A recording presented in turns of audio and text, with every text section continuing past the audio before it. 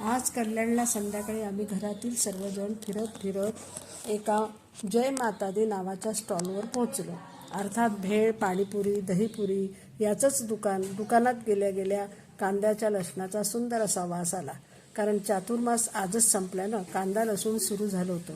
बाकावर बसले असताना एक वयोवृद्ध गृहस्थ माझे शेजारी रिकामी जागा बघून ते म्हणाले, अहो, इथं कोणी बसले आहे का? मी बसू का? मी काय सांगणार? होय म्हणाले. त्यांचे नाव, पत्ता, ओळख काहीही नसताना त्यांनी माझ्याशी बोलण्यात सुरुवात केली. मी सरकारी खात्यात मोठ्या पदावर होतो. मुलाचे सर्व काही व्यवस्थित आहे. मी माझ्या बायकोसाठी पाणीपुरी व भेळ घेण्यास आलो. आतापर्यंत नोकरी करण्यात वेळ गेला.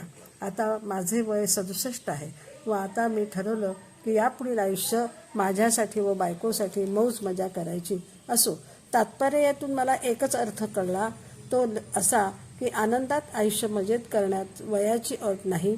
तो कशात आनंद मानायचा आपल्या हातात आहे. एक छोटीशी भेळ, ती पण जीवनात आनंद देऊ शकते.